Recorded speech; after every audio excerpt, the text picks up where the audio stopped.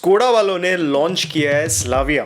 अब Slavia compete करेगा Honda city के साथ। होंडा सिटी के साथ कंपीट करना और उसके सेल्स नंबर को बीट करना कोई मजाक नहीं है, ठीक है। और एक और बात आपको मैं बता देता हूँ, वोक्सवैगन के कार्स और स्कोडा के कार्स लोग क्यों खरीदते थे? क्योंकि उनका जो बिल्ड क्वालिटी होता था वो बहुत अच्छा होता था। आप सेफ्टी की बात कर लो या बिल्ड क्वालिटी की बात कर लो, कोई कंपैरिजन नहीं होता था। तो ये उनका एक मेजर सेलिंग पॉइंट था। बट जो MQB प्लेटफॉर्म इंडिया के लिए जो डिजाइन्ड है, तो उसमें वो सेम आपको बिल्ड क्वालिटी देखने को नहीं मिलेगा। तो ये जानने के बाद क्या आप स्कोडा का कार खरीदोगे? क्या स्लाविया आपके लिए एक बहुत अच्छा ऑप्शन रहने वाला है? देखो, कार बहुत अच्छा है, बट जितने भी कार्स हैं मार्केट में उसमें आपको एक मेजर इशू आएगा, और इस मेजर इशू को लेके आपको किसी तरह का तकलीफ नहीं होता है तो आप ये कार ले सकते हो। आपको मैं आज सारे प्रोज एंड कॉन्स बताने वाला हूँ स्लाविया के। ये ऐसा वीडियो होगा जहाँ पे मैं बहुत ऑनेस्टली आपको बता दूंगा, वेरी फ्रैंकली, कि मैंने क्या प्रॉब्लम्स फेस किया है स्लाविया में। अब लोग मुझे पूछते हैं कि स्लाविया का वीडियो जब मैंने स्लाविया चलाया था तो मैं इसका रिव्यू पोस्ट क्यों नहीं किया था? मैं पोस्ट इसीलिए नहीं किया था क्योंकि मेरे को और थोड़ा टाइम स्पेंड करना था कार के साथ, ओनर्स के साथ बात करना था, ताकि मैं ये जो पॉइंट्स है जो आज मैं बताने वाला हूँ वो आपसे क्लियरली शेयर कर पाऊँ। कोई भी कार के बारे में एक दिन चला के आप डिसाइड नहीं कर सकते हो या कोई कुछ इन्फॉर्मेशन आप पास नहीं कर सकते हो। आपको कम से कम 1-2 महीने के लिए कार ओन करना रहता है और उसके बाद आपको सब कुछ पता चलता है। तो I will try my best कि सारे पॉइंट्स आपको मैं क्लियरली बताऊं। अगर आपको अच्छा लगा तो प्लीज़ कमेंट में बताइए और लाइक कीजिए। अगर आपको अच्छा नहीं लगा तो 100% आप डिसलाइक कर सकते हो और कमेंट सेक्शन में बता सकते हो कि आपको क्यों अच्छा नहीं लगा। इसी तरह मैंने कुशाक का वीडियो बनाया था, वहाँ पे बहुत लोगों ने मुझे अप्रिशिएट किया था ऑनेस्टी के लिए। अब लोग थे जिनको पसंद नहीं आया क्योंकि वो फ़ैन थे। अगर आप भी फ़ैन हो और आपको बुराई सुनने की आदत नहीं है तो आप ये वीडियो मत देखो। जो ऑनेस्ट ओपिनियन लेना चाहते हैं, thank you so much for your support. चलो वीडियो शुरू करते हैं। अब सारे पॉइंट्स मैंने यहाँ पे नोट करके रखा है क्योंकि मैं कोई भी पॉइंट को मिस नहीं करना चाहता था। तो हम अच्छे चीज़ों से स्टार्ट करेंगे। अच्छे चीज़ों के बारे में मैं आपको पहले बोलूँगा, point by point clearly detailed में मैं समझाऊंगा। उसके बाद हम प्रॉब्लम्स की तरफ जाएंगे जहाँ पे मैं इश्यूज़ के बारे में बात करूँगा जो आप भी फेस कर सकते हो, स्पेशली अगर आप ओन करते हो कार को। तो पहला चीज़ जो मुझे इस कार में जो बहुत ज़्यादा पसंद आया वो है इसका डिज़ाइन। सिंपल है। मैं ये नहीं बोलूँगा कि पुराने जो वोक्सवैगन के जो टाइमलेस डिज़ाइन आते थे जहाँ पे बहुत कम कट्स एंड क्रीसेस होते थे, तो उनका एक अलग ही डिज़ाइन एलिमेंट था। तो यहाँ पे वैसा आपको देखने को नहीं मिलता है, बट डेफिनेटली डिज़ाइन अच्छा है। ऐसा नहीं है कि आपको बहुत फ्यूचरिस्टिक लगेगा, बट डिसेंट है, सिंपल है और आपको बहुत ज़्यादा पसंद भी आ सकता है। आपको याद होगा मैंने वीडियो स्टार्ट करने के पहले बोला था कि स्कोडा के कार्स लोग इसीलिए खरीदते थे क्योंकि उनका जो बिल्ड क्वालिटी होता था वो बहुत अच्छा होता था। जब मैं कार में बैठा, दरवाज़ा बंद किया तो मैं बहुत ज़्यादा डिसअपॉइंटेड था। मैं स्कोडा के पुराने कार चला चुका हूँ, ऑक्टाविया, लोरा, इवन रैपिड। ये सारे जो कार्स होते थे were built like a tank. वो सेम सॉलिड बिल्ड क्वालिटी मुझे इस कार में नहीं लगा, ठीक है। आप रूफ लाइन देख लो, डोर्स देखो, उतने हेवी नहीं लगते हैं और आपको ओवरऑल जो फील आता है ना वोक्सवैगन के कार के अंदर बैठ के, वो फील इसमें मिसिंग है। अब पता नहीं लोग इसको क्यों अवॉइड करते हैं, रिव्यूअर्स इसके बारे में क्यों बात नहीं करना चाह रहे, बट आपको मैं बता दूं, जो लोग समझ रहे हैं कि सेफ्टी में कॉम्प्रोमाइज़ हो रहा है, बिल्कुल नहीं। वोक्सवैगन के जो स्टैंडर्ड्स है वो एनकैप रेटिंग से भी हाई है। तो अगर आप एनकैप रेटिंग देख के एक कार खरीदते हो, don't have to worry. Kushaq और स्लाविया बहुत अच्छे से परफॉर्म करेंगे in terms of safety. Safety का मतलब डोर्स हैवी रहना नहीं है, बहुत सारी चीज़ें इन्वॉल्व रहते हैं उसमें, और उस मामले में आपको स्लाविया डिसअपॉइंट नहीं करेगा क्योंकि वोक्सवैगन बोलते हैं, उन्होंने क्लियरली अनाउंस किया था कि जब हमारे सेफ्टी स्टैंडर्ड्स है वो यूरो एनकैप रेटिंग को एक्सीड करते हैं और वो दोनों वोक्सवैगन और स्कोडा के कार्स को अप्लाई करता है। मैं एक जब सेडान लेता हूँ तो मुझे एक बहुत इंपॉर्टेंट चीज़ चाहिए रहता है, वो है कंफर्टेबल राइड मेरे फैमिली के लिए। स्पेशली जो पीछे बैठे रहते हैं उनको कंफर्ट बहुत ज़रूरी होता है, स्पेशली जब वो एक सेडान कार में बैठते हैं तो पहला चीज़ वो एक्सपेक्ट करते हैं कंफर्ट।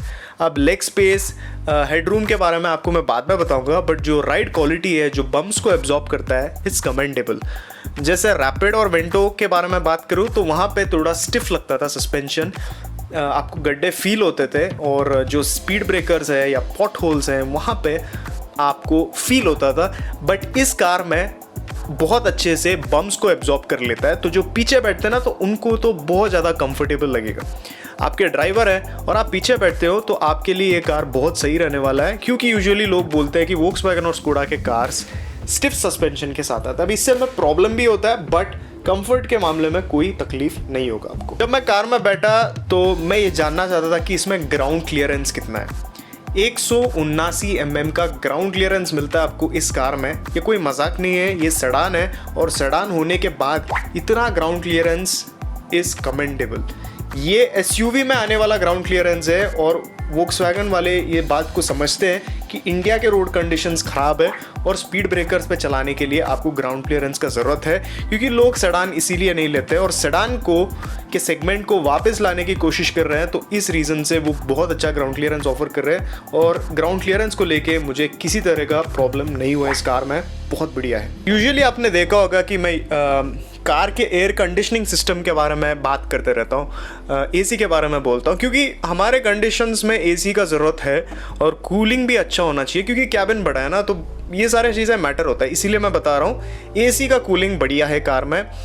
कुशाक के जैसे ही है, मतलब पूरे कैबिन को एकदम चिल नहीं करता है, बट आपको ऐसा नहीं लगेगा कि एसी काम नहीं कर रहा, तो ठीक से काम कर लेता है। बट एक बात है, जो इसके वेंटिलेटेड सीट्स है ना, ये बहुत काम की चीज़ है, स्पेशली इंडिया में, क्योंकि जब आप कार चलाते हो ना तो आपको पसीना आता है पीछे पीठ पे, तो वो थोड़ा इरिटेटिंग लगता है। बट यहाँ पे वेंटिलेटेड सीट्स के वजह से आपको बहुत आराम मिलता है, लॉन्ग राइड पे चलाओ या सिटी में चलाओ, तो ये एक बहुत अच्छा फीचर है और मुझे लगता है कि इंडिया में हर कार में ये फीचर आना चाहिए, बजट कार से लेके लग्जरी कार तक। 521 लीटर का बूट स्पेस आपको मिलता है इस कार में, जो बहुत बढ़िया है। मतलब आप इसको होंडा सिटी के साथ जब कंपेयर करते हो तो बहुत ज़्यादा फ़र्क नहीं है।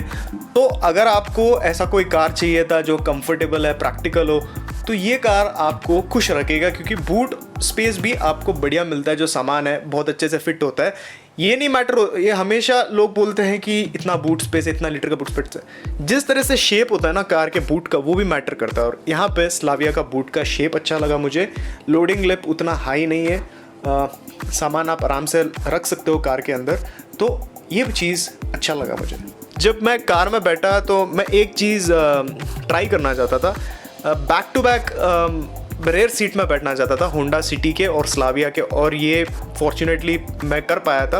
और मैंने एक चीज़ नोटिस किया, मैं जब भी होंडा सिटी 5th जेन के बैक सीट में बैठ रहा था, मुझे ज़्यादा कंफर्टेबल लगा उसके back seats. Under Thai supports Honda city 5th जेन के बेटर है स्लाइटली, और हेडरूम भी थोड़ा सा बेटर लगा, स्पेशियस लगता है होंडा सिटी के इंटीरियर्स और back seat space. But Slavia अगर आप होंडा सिटी के साथ कंपेयर कर रहे हो तो आपको थोड़ा डिफरेंस दिखेगा, नहीं तो आपको बहुत अच्छा लगेगा, क्योंकि जो स्लाविया है उसमें बहुत आपको स्पेस मिलता है। व्हील बेस आप देख लो, बहुत बड़ा है।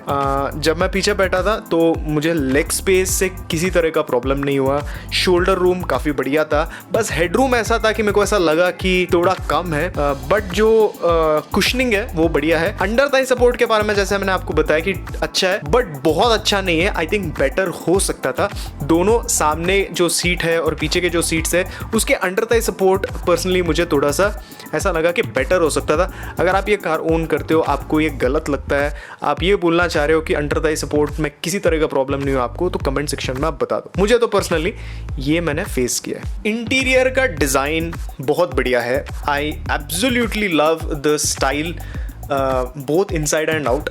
ये स्लाविया में भी आप देख सकते हो और कुशाक में भी देख सकते हो।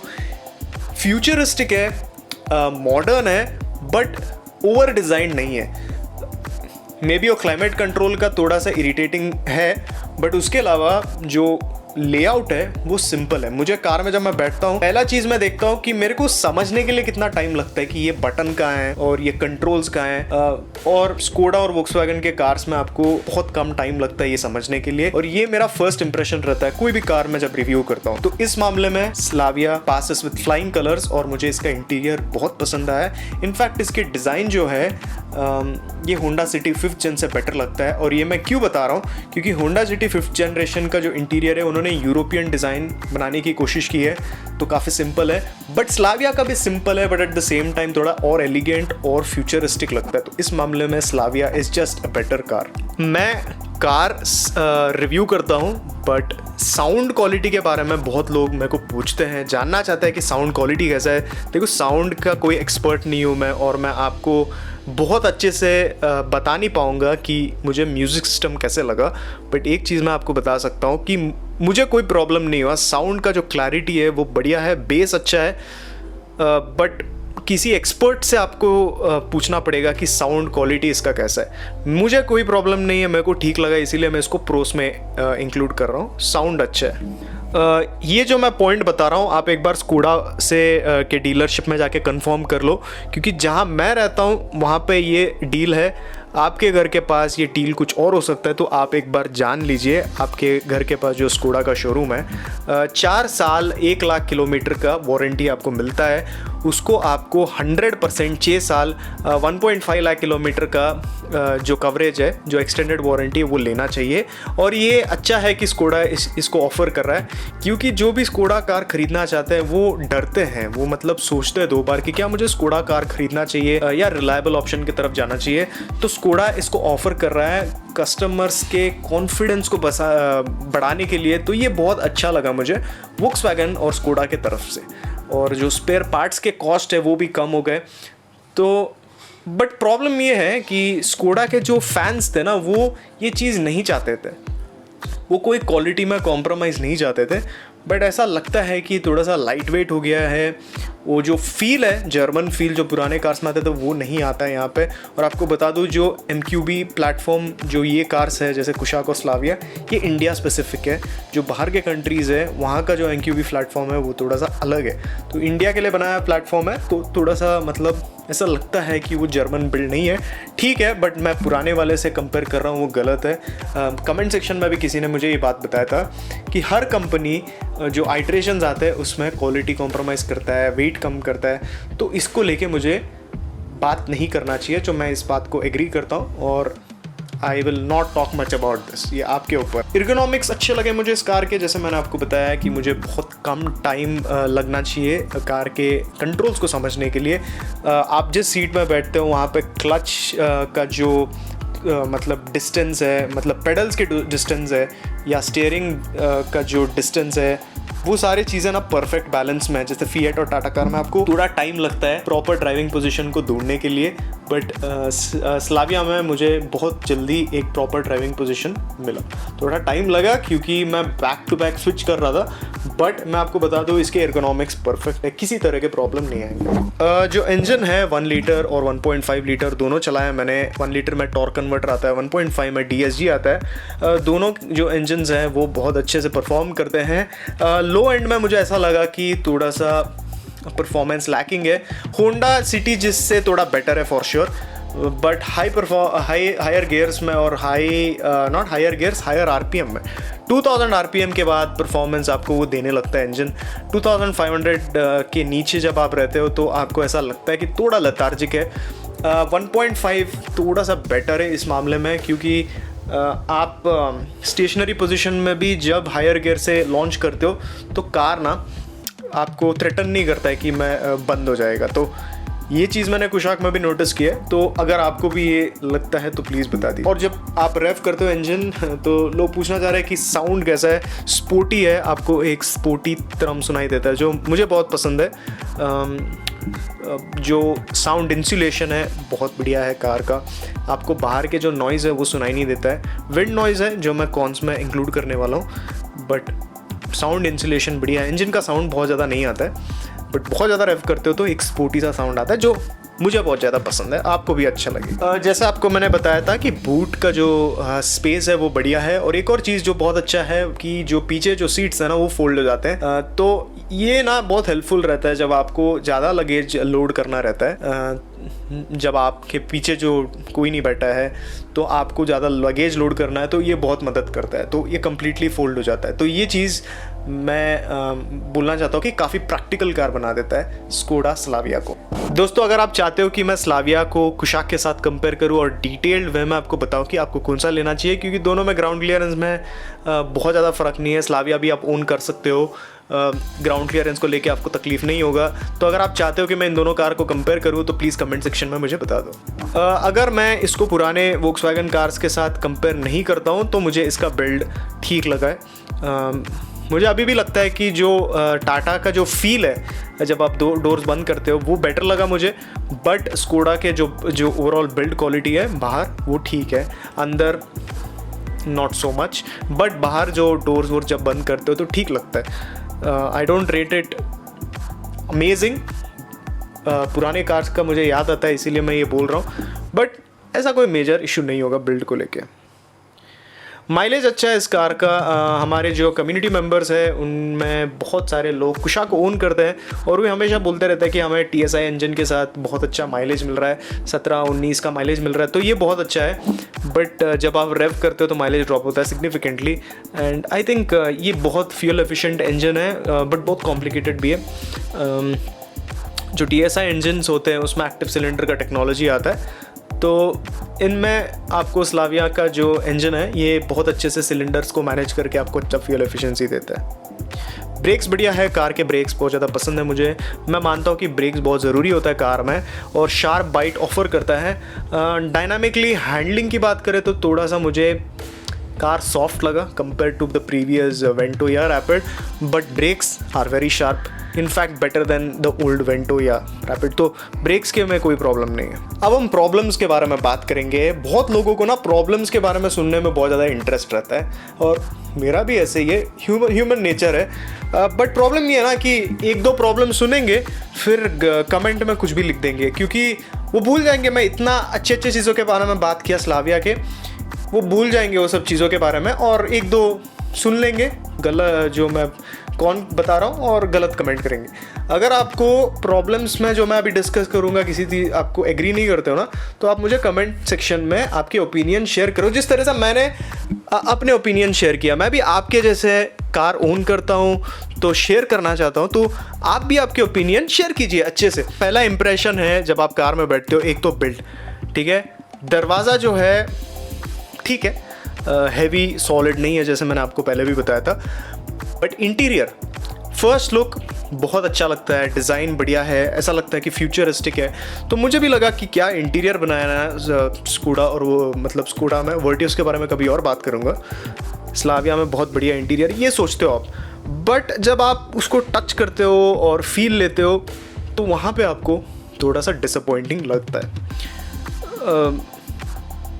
जो ऊपर के जो एरियाज़ है, ऐसे बहुत सारे एरियाज़ है, वो ठीक है, क्वालिटी अच्छा नहीं है ठीक है, बट जो वो स्ट्रिप है ना वो दिखने में ठीक लगता है, बट आप उसको टच करते हो तो वो थोड़ा फ्लिम्जी क्वालिटी का लगता है। तो ओवरऑल इंटीरियर का जो क्वालिटी है, इवन द रूफ लाइन, ऊपर जो लाइट उन्होंने लगाया, मेरे को ठीक नहीं लगा। I am very disappointed with the quality, plastic quality of this car. और जर्मन जो क्वालिटी है वोक्सवैगन और स्कोडा के जो कार्स होते हैं उनमें बहुत अच्छा क्वालिटी होता है। मैं एग्री करता हूँ, ठीक है आप कॉम्प्रोमाइज़ करो, बट इतना मत करो कि दिख जाए कि आप कहाँ जा रहे हो, कोई दूसरे मतलब आपका जो सेलिंग पॉइंट था टीविएट होके कहीं और जा रहे हो आप, वो मत करो। तो I would not say very poor, but I would only say कि एवरेज क्वालिटी है plastic quality. I think it could have been so much better plastic का जो क्वालिटी है। जो TSI इंजन्स है, लोग बोलते हैं कि क्या इंजन है, बढ़िया है, बट आपको क्या पता है कि वो कितना कॉम्प्लिकेटेड इंजन है। एक्टिव सिलेंडर टेक्नोलॉजी के बारे में बताते हैं, इतने सारे मतलब लोग उसकी तारीफ करते हैं, बट लोग नहीं समझते हैं कि ये जो इंजन है वो बहुत कॉम्प्लिकेटेड है, कुछ भी प्रॉब्लम आ सकता है। और मैं ये नहीं बोल रहा हूँ कि आएगा, बट आया है। वोक्सवैगन ने क्या बोला था और स्कोडा वालों ने क्या बोला था, उन्होंने बोला था कि इस प्रॉब्लम को वो रिजॉल्व करेंगे, आगे ये प्रॉब्लम किसी के कार में नहीं आएगा। बट जब मैं लोगों को जानता हूँ जो कुशाक खरीद के शोरूम से निकले और उनको ये प्रॉब्लम आए इंजन में, तो बोलना ज़रूरी है। ठीक है अभी उतने प्रॉब्लम्स नहीं आते जितने पहले आते थे, बट बोलना ज़रूरी है कि इंजन में इश्यूज़ आ सकते हैं। TSI इंजन कॉम्प्लिकेटेड है, गियर बॉक्स भी कॉम्प्लिकेटेड है, और ये जो इसका जो DSG गियर बॉक्स है बहुत अनरिलायबल है। गियर बॉक्स अच्छा है, ठीक है, आप एंजॉय करोगे, बट जब प्रॉब्लम्स आते रहेंगे ना तो आपका जो मूड है वो ख़राब हो जाएगा। सो DSG गियर बॉक्स और ये इंजन का कॉम्बिनेशन इज़ रिस्की, प्रॉब्लम आ सकता है। स्कोडा जानते हैं इस चीज़ को कि वो रिजॉल्व किए या नहीं, बट एज अ रिव्यूअर मुझे बोलना ज़रूरी है कि बी केयरफुल, प्रॉब्लम्स कभी भी आ सकता है। It's not going to be as reliable as the Japanese brand और even Korean like Hyundai। Again reliability की बात करें या एक्सपेक्टेड है, रिलायबिलिटी के बारे में एक दो पॉइंट तो बोलना ज़रूरी है स्कोडा के। तो जो मैकेनिकल पार्ट्स है सरप्राइजिंगली वो रिलायबिलिटी बेटर हो सकते हैं। ठीक है, आपको एक बात बता देता हूँ, इंडियन कंडीशंस, इंडिया जो मार्केट है वो बहुत अच्छे से अभी समझ रहा है स्कोडा, तो वो ज़्यादा रिलायबल स्पेयर पार्ट्स अभी ऑफर कर सकते हैं, बट जो कॉस्ट है वो भी कम हुआ है। जब हाईवे में चलाते हो आप 90 के ऊपर या 100 ट्रिपल डिजिट स्पीड में, तो आपको रोड नॉइस उतना नहीं आता है, थोड़ा बहुत आता है, इंजन नॉइस भी बहुत ज़्यादा नहीं आता है। 3 सिलेंडर का इंजन है तो वहाँ पे आपको थोड़ा फील होगा जब आप एक्सेलरेट सब करोगे, रिफाइंड है, बट जो विंड नॉइज़ है ना वो आता है।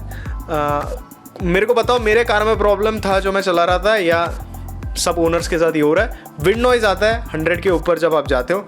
अगर आप डिसएग्री करते हो तो बता दो। माइलेज ड्रॉप होता है जब आप इस कार को एग्रेसिवली चलाते हो, वो सब कार में होता है, आप यही बोलोगे ना मुझे, बट इसका जो ड्रॉप होने का मतलब डिफरेंस है ना वो इतना ज़्यादा है कि अगर आप इसको बहुत ज़्यादा रेव करोगे ना तो नीडल में आप 6 या 7 का भी माइलेज दे सकते हो, and that is something which is very very surprising, क्योंकि ये सेम कार आपको 17 या 19 का माइलेज देता है और इवन 20 तक टच कर सकता है, बट ये TSI का एक्टिव सिलेंडर टेक्नोलॉजी यूज़ करता है। तो अगर आप इसके एक्सेलरेटर को फ्लोर करोगे तो ये ज़्यादा पेट्रोल पिएगा।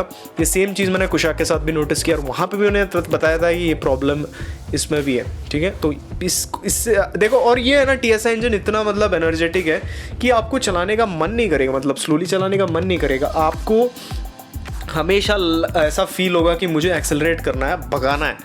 वो करोगे तो माइलेज बहुत ज़्यादा ड्रॉप होगा, ये बोलना ज़रूरी।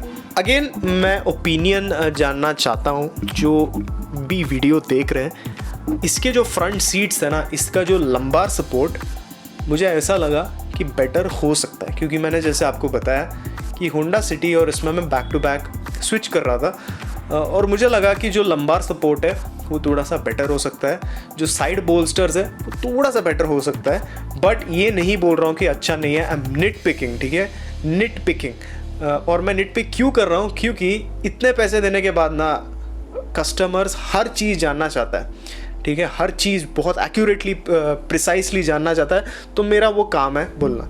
तो बहुत बढ़िया है सीट, बस थोड़ा सा मतलब लैकिंग है कंपेयर टू सिटी, और अंडर थाई सपोर्ट थोड़ा बेटर हो सकता था, बट लॉन्ग ड्राइव्स में ऐसा मेजर इशू नहीं आएगा आपको। और इसके बारे में आपको बताता हूँ, वेंटो के जो सीट्स थे ना वो भी उतने अच्छे नहीं थे लॉन्ग राइड्स के लिए, specially compare to City. Okay, City के जो फ्रंट सीट्स थे वो हमेशा बेटर थे। और मैं सिटी क्यों कर रहा हूँ, क्योंकि जो स्लाविया खरीदना चाहता है वो सिटी के बारे में एक बार तो सोचेंगे, तो उनको कंपैरिजन चाहिए, और इसमें मैं डिटेल कंपैरिजन बनाऊंगा और आपको बताऊंगा। और मैं कोई भी ब्रांड का फ़ैन नहीं हूँ, मैं कोई भी कार को ऐसा पसंद नहीं करता हूँ कि आपको मैं पार्शियल रिव्यूज़ जाके मतलब इम्पार्शियली बता दूँ कि ये मैं कोई ब्रांड को पसंद करता हूँ, इसीलिए मैं डिफेम कर रहा हूँ। अब होंडा के कार्स के रिव्यू देखो, वहाँ पे भी मैं कार को जो प्रॉब्लम है वो क्लियरली प्रॉब्लम बता रहा हूँ। लो एंड परफॉर्मेंस थोड़ा बेटर हो सकता था, स्पेशली जब आप ट्रैफिक में चलाते हो तो स्मूथ नहीं है, तो स्मूथनेस लैकिंग है, स्पेशली जब आप एक्सेलरेट करते हो या ब्रेक लगाने का जो वेरी करते रहते हो, मतलब RPM ट्रैफिक्स में, ट्रैफिक कंडीशन में, तो वहाँ पे ना आपको थोड़ा जर्की लगता है, वो स्मूथनेस नहीं है, और आपको ऐसा लगता है कि कार भी बंद हो जाएगा।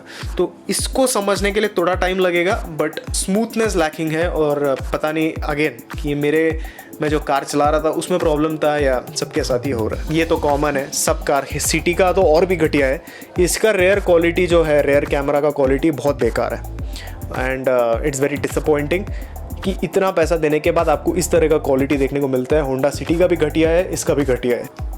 ऑल राउंड विजिबिलिटी जो है वो थोड़ा सा इम्प्रूव हो सकता था। अगेन सेकेंड चीज़, जब मैं कार स्टार्ट करता हूँ तो मैं चारों तरफ देखता हूँ कि विजिबिलिटी कैसा है। तो इसमें मेरे को कार ठीक लगा, उतना अच्छा नहीं है। रेयर के जो विंडोज़ है उसका जो डिज़ाइन है ना, वो आप देखते हो तो पीछे आपको उतने अच्छे से कुछ दिखाई नहीं देता है। रेयर कैमरा ऑन करते हो तो रेयर कैमरा का क्वालिटी बेकार ही रहता है। जो ग्लास एरिया है वो बहुत बड़ा नहीं है, तो आपको थोड़ा सा प्रॉब्लम हो सकता है विजिबिलिटी में। Other than that it's okay, not मतलब बहुत अच्छा विजिबिलिटी आपको ऑफर नहीं करता है। एक और चीज़ जो मैंने नोटिस किया, जो रेयर व्यू मिरर्स है ना, आई मीन जो साइड मिरर्स है, नॉट रेयर व्यू, वो थोड़े से छोटे हैं। अब पता नहीं सबको ये प्रॉब्लम होगा या नहीं, मेरे को थोड़ा इशू हो रहा था। आप एडजस्ट कर सकते हो, क्योंकि और एक चीज़ है मैं जो हमेशा वोक्सवैगन की कार्स में जो मैं देखता हूँ, मेरे को बहुत ज़्यादा पसंद आता है, जो साइड मिरर है ना, उसमें जो इंडिकेटर है वो आपको अंदर के तरफ भी एक छोटा सा होल रहता है, वहाँ से आपको लाइट, अगेन वो जो रिफ्लेक्टर के लाइट है वो आपको अंदर से दिखाई देता है। तो वो चीज़ है ना, सेफ्टी में बहुत ज़्यादा काम करता है। और ये मैं पहले दिन से स्कोडा के कार में देख रहा हूँ और अप्रिशिएट कर रहा हूँ, और कुछ स्लाविया में भी ये चीज़ है, ये मुझे बहुत पसंद है। But I think side view mirror थोड़ा छोटा है, बट इट्स ओके, सब कार्स में ये होता ही है। Again I am net picking, जो कमेंट सेक्शन में लोग आके बताएंगे। वैल्यू की बात करें तो देखो, लोग स्लाविया के तरफ क्यों जाएंगे? उनको बेस्ट बिल्ड क्वालिटी चाहिए। अगर बेस्ट बिल्ड क्वालिटी नहीं है तो एटलीस्ट वो एक चीज़ एक्सपेक्ट करेंगे कि उनको वैल्यू मिलना चाहिए कार के साथ, मतलब वो खरीदेंगे और जब सेल करने का टाइम आएगा तो ज़्यादा डिप्रिशिएशन नहीं होना चाहिए। अगर ये सारी चीज़ों के बारे में सोचते हो तो स्लाविया के बारे में बोलना मुश्किल है इस टाइम पे, क्योंकि अच्छे कार्स लॉन्च कर रहे हैं, बट ये नहीं जानते हैं हम लोग कि रिलायबिलिटी के मामले में कैसे परफॉर्म करेगा। कि रिलायबिलिटी में प्रॉब्लम आएगा तो यूज्ड कार के मार्केट में अभी भी, अब तो उसका नाम बदनाम है स्कोडा का, और ज़्यादा ख़राब हो जाएगा अगर ये चलते रहेगा। तो रिलायबिलिटी को लेके मैं थम्स अप नहीं दे सकता हूँ इस टाइम पे, क्योंकि मैं ओनर से बात करते रहता हूँ, उनसे जानने की कोशिश करते रहता हूँ। अभी भी कुशाक में 1-2 प्रॉब्लम्स आते हैं, स्लाविया में भी आए, तो मैं अभी आपको ग्रीन सिग्नल नहीं दे पाऊँगा। थोड़े टाइम के बाद शायद दे दूँ, और मैं ये चाहता हूँ कि मैं दूँ, क्योंकि स्कोडा और वोक्सवैगन इस कार में बहुत ज़्यादा मेहनत की है और वो दिखता है, क्वालिटी बढ़िया है, जैसे मैंने बहुत सारे अच्छी चीज़ों के बारे में आपको बताया। एक चीज़ है handling is not Skoda level good. मैं इसको 4th जेन सिटी के साथ कंपेयर करूँ, जो पुराने जनरेशन का सिटी था, उस टाइम पे मुझे वेंटो बेटर लगता था, और 4th जेन होंडा सिटी एक मतलब हैंडलिंग के मामले में बहुत अच्छा कार था, और उससे भी बेटर लगता था मुझे वेंटो और रैपिड।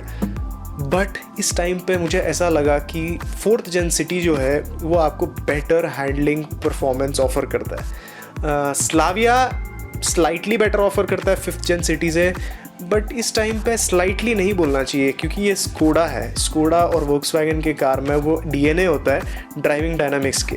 स्टीयरिंग बढ़िया है, फीडबैक अच्छा मिलता है, बट जो चैसी है और जो सस्पेंशन है ना, वो कंफर्ट ओरिएंटेड है। तो जो स्पोर्टी वे में चलाना चाहते हैं उनको थोड़ा प्रॉब्लम होगा। आप सोच लो आपको क्या चाहिए अभी, क्योंकि जब स्कोडा कार खरीदते हैं लोग वो बोलेंगे मुझे ड्राइविंग डायनामिक्स ही इंपॉर्टेंट है। मिलेगा आपको ड्राइविंग डायनामिक्स, बट जो आप एक्सपेक्ट कर रहे हो उस लेवल का ड्राइविंग डायनामिक्स आपको नहीं मिलेगा, स्पेशली अगर आप पुराने स्कोडा कार चलाए हो। क्या आपको रैपिड आपको बेच के ये लेना चाहिए? ड्राइविंग डायनामिक आप मिस करोगे रैपिड का, मैं आपको बता रहा हूँ। आप चलाते रहो, आप तक को तब पता चलेगा। और ये मुझे लगा, और मैं कार चलाते रहता हूँ, और इसीलिए मैं आपको बता रहा हूँ ये डिफरेंस है। दोस्तों, जैसा मैं हमेशा बताता हूँ, स्लाविया एक बहुत स्पेशल कार है, और एक कार बनाने के लिए बहुत ज़्यादा मेहनत, R&D, स्ट्रैटेजी, मार्केटिंग लगता है। तो कोई भी कार बेकार नहीं है, ठीक है? कोई भी आप कार लेते हो आपको इश्यूज़ आएंगे, अच्छी चीज़ें लगेंगे, अच्छा भी लगेगा आपको कार। आपको बस डिसाइड करना है कि आपके रिक्वायरमेंट क्या है। मैं हमेशा बोलता हूँ आप डिसाइड करो आपके रिक्वायरमेंट क्या है। मैं प्रोस और कॉन्स की वीडियो क्यों बनाता हूँ? क्योंकि मैं इस पे ज़्यादा फोकस करता हूँ, लोगों को बताऊँ कि इस कार में क्या है, स्पेशलिटी क्या है इस कार का, अच्छी चीज़ें क्या हैं, जो चीज़ें प्रॉब्लम्स आप फेस कर सकते हो उसके बारे में बात करता हूँ, ताकि आपका जो कन्फ्यूजन है ना वो क्लैरिटी आपको मिलना चाहिए। रिव्यूज़ देखता हूँ, वहाँ पे फर्स्ट इंप्रेशन एक दिन चलाते हैं और बताते हैं कि ये अच्छा है वो अच्छा है। तो मेरा मानना है कि जो कार ओन करता है और जो रिव्यू में बताता है उसमें बहुत ज़्यादा फ़र्क है। इस पॉइंट को एग्री करते हो तो आप मुझे बता दो। मैं फिर से मिलूँगा आपसे, बट आप हमेशा मुझे कोई भी कार कंपैरिजन या रिव्यू का वीडियो रिक्वेस्ट कर सकते हो, मैं बहुत ही जल्दी पोस्ट करूँगा। आपको बहुत सारे कार्स के रिव्यूज़ मिल जाएंगे मेरे चैनल में, देख लीजिए, आपको पसंद आएगा चैनल अगर आपने नहीं देखा है तो। आपसे फिर से मिलना चाहूँगा मैं। So please stay tuned and follow the channel. Take care, drive safe.